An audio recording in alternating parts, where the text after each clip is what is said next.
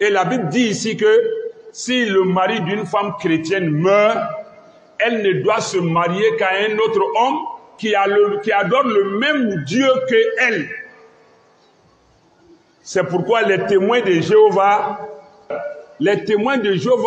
ne se marient qu'entre eux-mêmes. Et même dans l'église, à part maintenant que quelques catholiques et protestants évangéliques admettent ça, le font, mais il est connu, publiquement connu, qu'il y a divergence de foi entre les catholiques et les évangéliques. Un catholique vrai va jamais se marier à un évangélique vrai. Un protestant, un méthodiste, non. De la même manière, les évangéliques ne vont jamais prendre une femme ailleurs. Les christianistes se laissent se marier entre eux. Parce qu'il y a compatibilité de corps, de cœur, d'esprit, de foi, d'amour. Donc, ceux-là, voici les raisons au niveau de l'Église. Mais même chez nous encore, les musulmans, un tidjanite ne va jamais donner sa fille, sauf des cas rares, exceptionnels. Il ne va pas donner sa fille à un sunnite, qu'il s'appelle Wahhabia. Il ne va jamais donner sa fille. De la même manière, un sunnite qui connaît quelqu'un qui est tidjanite, qui pratique les zikr et autres, va jamais donner sa fille à ce dernier. Il y a des associations même ici en Afrique islamique. Si tu n'es pas membre de l'association, tu ne prends pas femme là-bas. Et si tu as une femme qui embrasse leur association, ils feront tout pour faire quitter la femme chez toi. Ils se connaissent. Donc, arrêtons la fumisterie. On dit les oiseaux de même plumage volent ensemble. Qui s'assemblent, se ressemblent. Ou encore qui se ressemblent, s'assemblent. Et le prophète a dit, Almar ou Ma'man ahabba, l'homme est avec celui qu'il a aimé. Man tashabbaha bi qawmin fa huwa minhum. Celui à qui tu t'apparentes, tu fais partie de lui. Maintenant, n'empêche qu'en islam, nous tous, nous appuyons sur le même verset 5 du chapitre 5 du Coran, Souratul Maïda, pour admettre, pour ceux qui admettent, que le musulman marie les femmes des gens du livre, c'est-à-dire les juifs et les chrétiennes. Mais en même temps aussi, nous qui n'admettons pas, c'est sur ce même verset on s'appuie pour dire que ce n'est pas possible. وَالنَّجْمِ إِذَا هَوَى مَا ضَلَّ صَاحِبُكُمْ وَمَا غَوَى وَمَا يَنطِقُ عَنِ الْهَوَى إِنْ هُوَ إِلَّا وَحْيٌ يُوحَى عَلَّمَهُ شَدِيدُ الْقُوَى ذُو مِرَّةٍ فَاسْتَوَى وَهُوَ بِالْأُفُقِ الْأَعْلَى ثم دنا فتدلى فكان قاب قوسين أو أدنى فأوحى إلى عبده ما أوحى ما كذب الفؤاد ما رأى أفتمارونه على ما يرى ولقد رآه نزلة أخرى عند سدرة المنتهى. Chez les chrétiens aussi, certains admettent le mariage mixte, mais d'autres refutent cela catégoriquement. Et parmi ceux qui refutent catégoriquement, j'ai pris quelques exemples que eux-mêmes ont donné et ils ont soutenu par des versets bibliques que je vais rappeler ici. Pour montrer que un chrétien, homme même, doit même pas prendre une femme musulmane. Alors que nous, on dit quoi? Un musulman peut prendre une femme chrétienne, mais c'est le chrétien qui ne peut pas prendre la femme musulmane. Mais eux-mêmes, chrétiens qui ne veulent pas la disent. Vous dites que le chrétien ne prend pas femme musulmane, non. Nous-mêmes, on n'accepte pas qu'un chrétien même prenne une femme musulmane. Donc, il ne faut pas qu'un musulman rêve de prendre une femme chrétienne. Ça, c'est eux, leur manière de faire et de voir. Et ils ont envoyé le verset biblique de Deutéronome, chapitre 22, verset 10, Deutéronome, chapitre 22, verset 10, pour dire, je cite, « Tu ne laboureras point avec un bœuf et un âne attelés ensemble. » C'est-à-dire, tu ne dois pas labourer ton champ avec un bœuf et un âne côte à côte attelés pour tirer ta charrue. Ce n'est pas la même chose. Les deux ne doivent pas se mettre ensemble pour tirer, pour labourer ton champ. Deutéronome chapitre 22, verset 10. Eux, ils disent que les gens différents de foi ne peuvent pas cohabiter, ne peuvent pas vivre ensemble. Un bœuf et un âne ne sont pas pareils. Pour le labour, il ne faut pas les mélanger. Et ils vont plus loin pour ressortir le verset biblique que je vais donner ici encore, qui est assez clair. Pour le chrétien qui veut vraiment se conformer à la Bible, c'est assez clair pour lui. Et la Bible dit quoi? 1 Corinthiens. 1 Corinthiens, parce qu'il y a 1 Corinthiens, 2 Corinthiens. 1 Corinthiens chapitre 7, verset 39. C'est écrit noir sur blanc dans la Bible. Une femme est liée aussi longtemps que son mari est vivant. C'est-à-dire une femme est déjà occupée. Elle est déjà attachée. Aussi longtemps que son mari est vivant, elle n'est plus à prendre. Mais si le mari meurt, elle est libre de se marier à qui elle veut. Seulement que ce soit dans le Seigneur. Que ce soit par rapport au Seigneur. Or, nous savons tous, le Seigneur du chrétien n'est pas le même Seigneur que le musulman. Arrêtons l'hypocrisie pour dire on adore tous le même Dieu. Non. Non, ce n'est pas vrai. Ce n'est pas vrai parce que nous le voyons sur le terrain. Donc, arrêtons l'hypocrisie, la fumisterie. On se respecte dans l'humanité, la fraternité humaine. Nous sommes frères dans l'humanité, mais côté dogme, côté religieux, chacun préserve sa religion jusqu'à la fin du monde.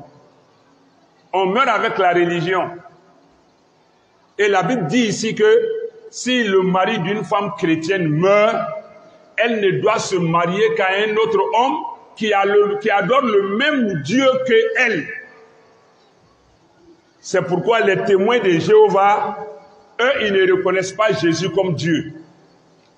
Les témoins de Jéhovah ne reconnaissent pas Jésus comme Dieu. Et ils disent que Dieu, il s'appelle Jéhovah. Mais, ils sont des chrétiens. Mais eux là, les témoins de Jéhovah ne se marient qu'entre eux-mêmes. Et même dans l'église, à part maintenant que quelques catholiques et protestants évangéliques admettent ça, le font, mais il est connu, publiquement connu, qu'il y a divergence de foi entre les catholiques et les évangéliques. Un catholique vrai va jamais se marier à un évangélique vrai. Un protestant, un méthodiste, non. De la même manière, les évangéliques ne vont jamais prendre une femme ailleurs. Les christianistes se laissent se marier entre eux. Parce qu'il y a compatibilité de corps, de cœur, d'esprit, de foi, d'amour. Donc, ceux-là, voici les raisons au niveau de l'Église. Mais même chez nous encore, les musulmans, je l'ai dit, je le répète, un tidjanite ne va jamais donner sa fille, sauf des cas rares, exceptionnels. Il ne va pas donner sa fille à un sunnite, qui s'appelle Wahhabia. Il ne va jamais donner sa fille. De la même manière, un sunnite qui connaît quelqu'un qui est tidjanite, qui pratique les zikrs et autres, ne va jamais donner sa fille à ce dernier. Les Ahmadis se marient entre eux. Les Ahmadiyas, ils sont fermes sur leur foi. Les Ahmadiyas se marient seulement entre eux. Et à partir des Ahmadiyas, il y a les Mohammadiyas, dont le siège est à Bangourou. Les Mohammadiyas aussi se marient entre eux, sauf cas exceptionnel. Il y a des associations même ici en Afrique islamique. Si tu n'es pas membre de l'association, tu ne prends pas femme là-bas. Et si tu as une femme qui embrasse leur association, ils feront tout pour faire quitter la femme chez toi. Ils se connaissent. Donc, arrêtons la fumisterie. On dit les oiseaux de même plumage volent ensemble. Qui s'assemblent, se ressemblent. Ou encore qui se ressemblent, s'assemblent. Et le prophète a dit, Almar ou Ma'aman ahabba, l'homme est avec celui qu'il a aimé. Man tashabbaha biqawmin fahuwa minhum. Celui à qui tu t'apparentes, tu fais partie de lui. Maintenant, n'empêche qu'en islam, nous tous, nous appuyons sur le même verset 5 du chapitre 5 du Coran, Souratul Maïda, pour admettre, pour ceux qui admettent, que le musulman marie les femmes des gens du livre, c'est-à-dire les juifs et les chrétiennes. Mais en même temps aussi, nous qui n'admettons pas, c'est sur ce même verset on s'appuie pour dire que ce n'est pas possible. Mais pour ceux qui admettent, c'est eux leurs arguments que je donne aujourd'hui. Et Inch'Allah, la prochaine fois, nous qui n'admettons pas, je vais donner aussi les arguments et vous dire la bonne position à adopter. Et partant de là, donc, le verset 5 du chapitre 5 du Coran, Souratul Maïda, la table servie ou le festin, il nous dit quoi? Allah dit, Al-Yawma, aujourd'hui, Uhilla lakum at-tayyibat, les choses pures vous ont été permises, autorisées. Wa ta'amul ladhina utul kitab hillul lakum. Alors, la nourriture des gens du livre vous est licite. Wa ta'amukum hillul lahum. Et votre nourriture leur est licite. On sait que beaucoup d'entre eux boivent le vin. C'est leur nourriture. Est-ce que le vin nous est licite? Ils mangent le porc. Est-ce que le porc nous est licite? Ça, c'est d'autres détails. Nous y viendrons. Donc, ça veut dire Allah rend quelque chose de licite.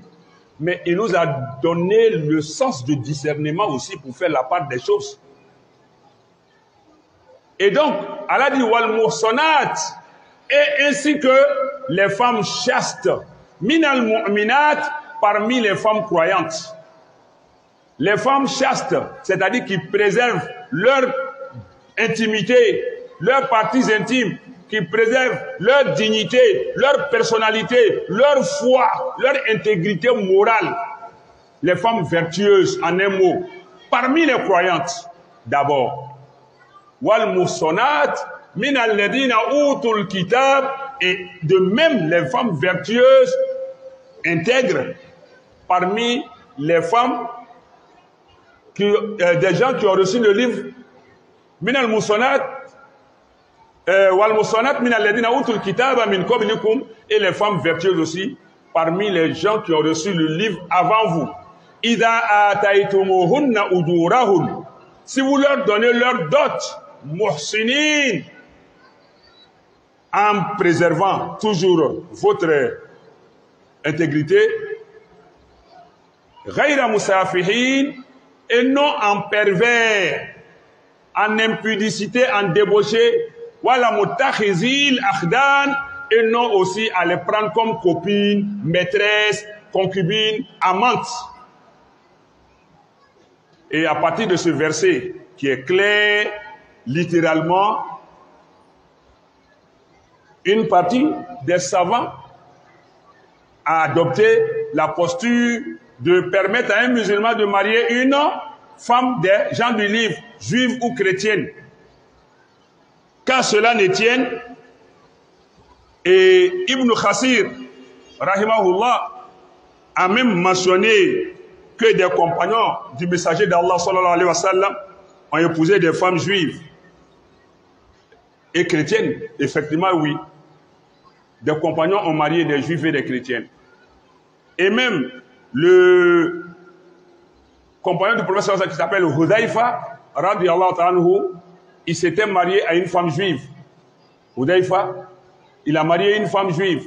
Et Omar ibn Khattab, radiyallahu ta'ala anhu, lui a envoyé une lettre, une correspondance pour lui dire Khalli sabilaha, faut la libérer, laisse-la, abandonne-la. Lui aussi, il a répondu à Omar, ceci, il dit, Ataz'am annaha haram, donc tu prétends qu'elle est haram pour moi, fa ukhalli sabilaha, alors je dois la rejeter, la renier. Omar dit, la az'am annaha haram, walakinni akhafu an ta'atu al-mumisat minhum.